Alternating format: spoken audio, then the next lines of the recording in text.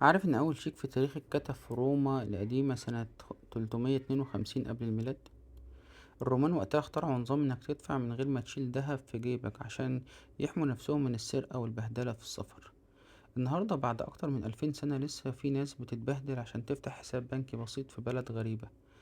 أهلا بيكم يا شباب، النهاردة معانا حكاية جديدة في تطبيق اسمه مونيس بانكينج. التطبيق ده مسمي نفسه البديل البنكي اللي غير حياة ملايين المغتربين في أوروبا وبريطانيا. بس هل هو فعلا المنقذ ولا مجرد فخ بمصاريف مستخبية؟ هقولك الحقيقة قبل ما نفتح الصندوق. خليني أقولك على 5 حاجات مهمة ومميزة جدا تخليك تكمل الفيديو ده للآخر. أول ميزة في التطبيق فتح حساب بنكي رسمي بالباسبور بتاعك من غير إثبات سكن، ودي معجزة في أوروبا. لازم في أي حساب بنكي تثبت السكن بتاعك. تاني ميزة حسابين في تطبيق واحد، واحد بالجنيه الاسترليني والتاني باليورو. تالت ميزة ربط مباشر مع حساب باي بال وحساب افويس للمسافرين.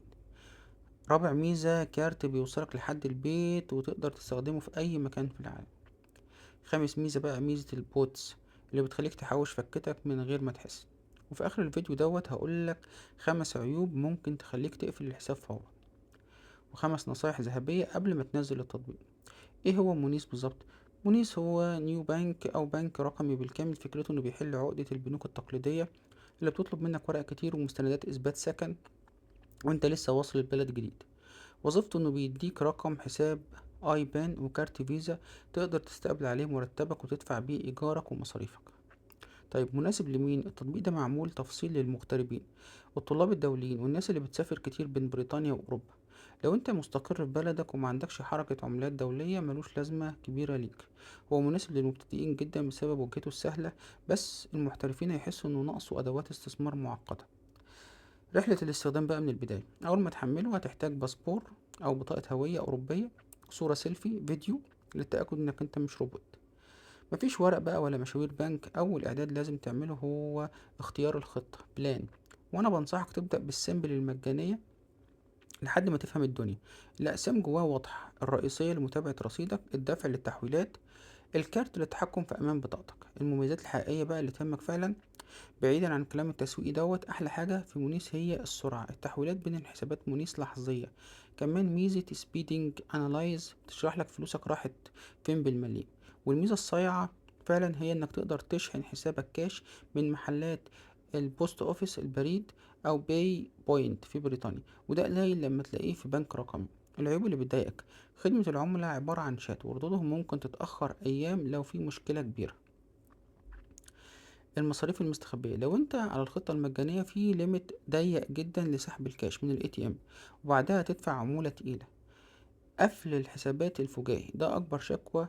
البنك احيانا بيقفل حسابات لاسباب امنية وبيجمد فلوس لاسابيع لحد ما يتحققوا من مصدرها. تريكات وحركات، لو عايز توفر اربط حساب باي بال بتاعك بمونيس عشان تشوف معاملاتك كلها في مكان واحد. وفعل خاصية راوند اب، دي بتاخد قصور العملة من اي شروة وتحطها في حصالة لوحدها. هتتفاجئ انك حوشت مبلغ محترم باخر الشهر. انتبه قبل الاستخدام، مونيس مش بنك مرخص بالكامل في بريطانيا، وده معناه ان فلوسك مش محمية بنظام ال FSCS اللي بيحمي لحد 85,000 استرليني. الفلوس محمية بنظام اسمه سيف جرادينج، بس يعني لو الشركة أفلست استرداد فلوسك بياخد وقت أطول.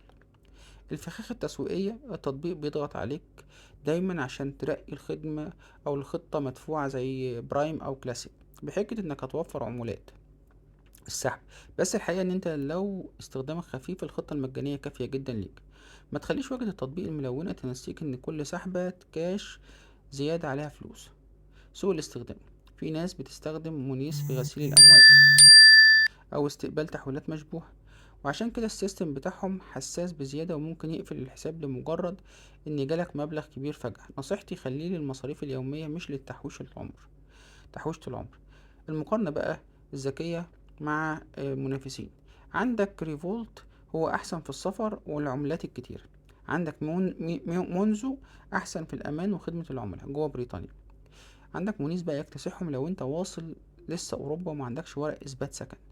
الخلاصة، يستحق جدا لو انت مغترب جديد ومحتاج بداية سريعة، بس بمجرد ما تستقر ممكن تدور على بنك اتقل وخدمة عملاء احسن. اكتر تعليق واخد لايك في المتجر بيقول: انقذني لما وصلت لندن، محدش رضي يفتح لي حساب، هو بس اللي فتح لي، بس العمولات على السحب الكاش بقت غالية قوي. لو ما كنتش اعرف التطبيق قبل كده وعرفته من خلال قناتي، شير ولايك وسبسكرايب. اي معلومة ايجابية او سلبية اكتبها لي في كومنت تحت الفيديو، وانا هثبت تعليقك عشان كل يستفيد من رأيك. اشوفكم على خير في فيديو جديد في قناتكم مراجع برامج. سلام.